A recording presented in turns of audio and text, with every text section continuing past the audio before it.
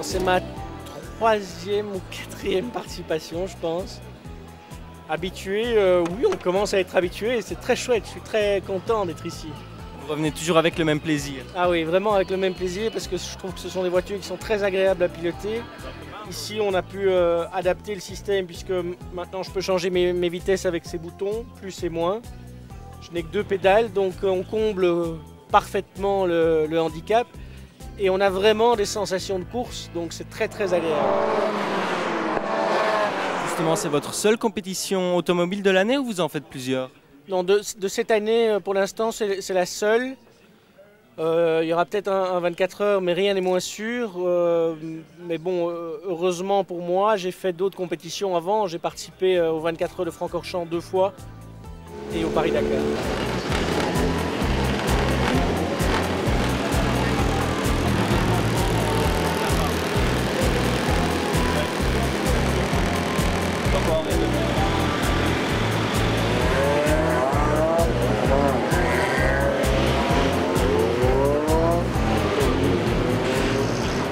Un objectif sur cette Fun Cup?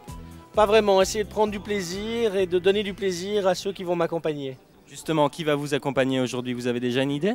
Alors oui, pendant la première partie de cette course, on a des amis de Cap 48 qui vont arriver, donc des moins valides, auxquels on va faire partager cette passion de la course automobile.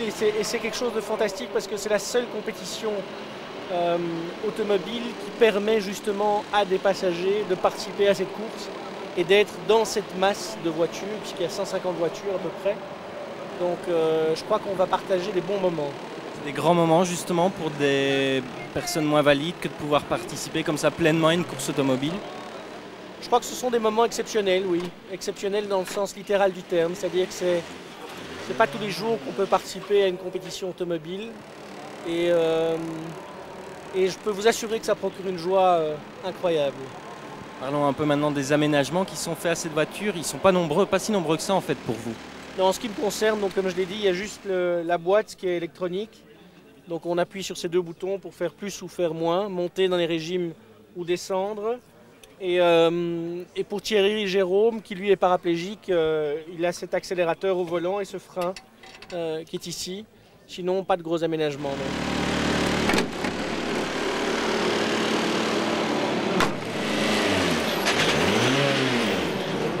Alors Nadège, vous venez de descendre de voiture, quelles sont vos premières impressions? C'était chouette?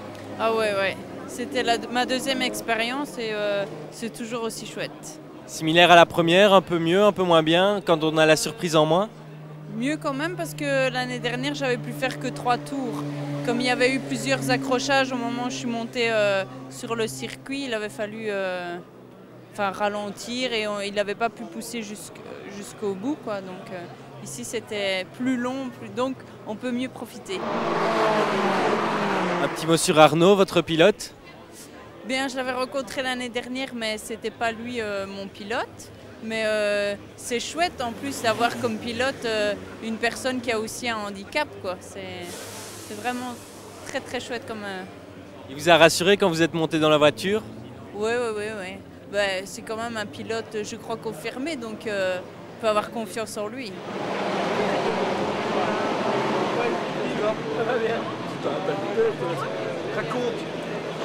Jean-Paul Philippot, on vous a vu longuement discuter avec Arnaud à sa sortie de voiture. Il vous a déjà un peu épaulé pour quand vous allez prendre le volant?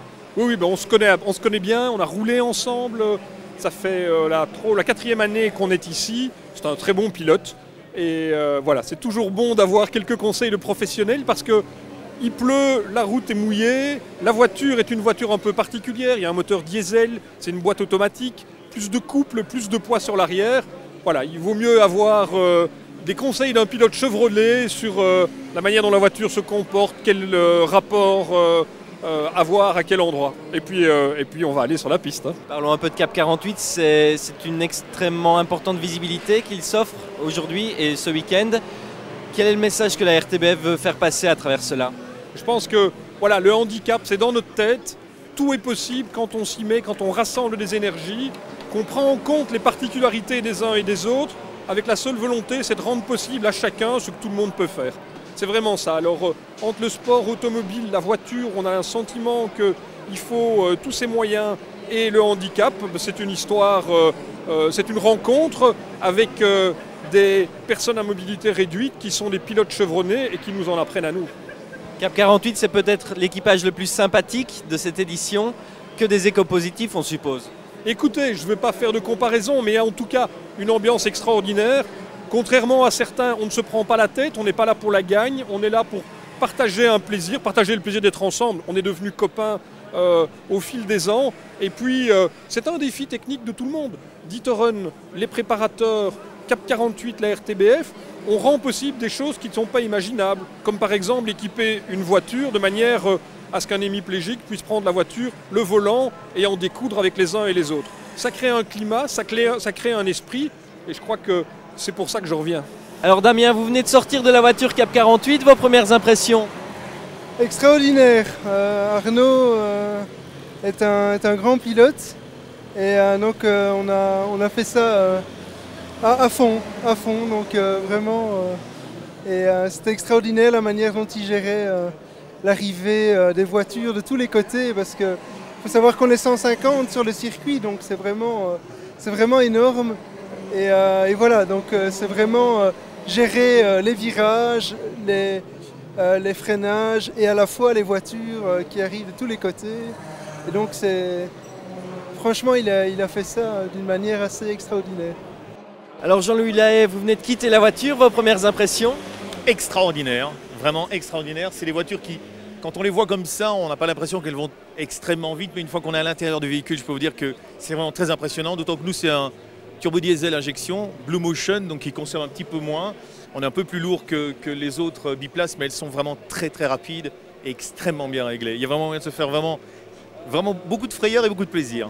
Ce qui est très bien, c'est que vous faites plaisir ce week-end, mais vous faites également plaisir aux autres. Bah oui, bien sûr, l'objectif de Cap 48, c'est d'être ensemble, même si on est différents. Il y a Arnaud Van Skevenstein qui roule sur la même voiture que moi, et avec le talent qu'on connaît. Donc ça, c'est déjà un plaisir. Et puis on a aussi la chance de prendre des personnes à mobilité réduite qui n'ont pas l'occasion de monter sur un circuit mythique comme celui de Spa-Francorchamps. Et je pense que ça leur fait un plaisir fou, à nous aussi, parce qu'on les voit heureux. Et puis on se dit quand même qu'on roule là où les F1 roulent, et ça fait vraiment plaisir.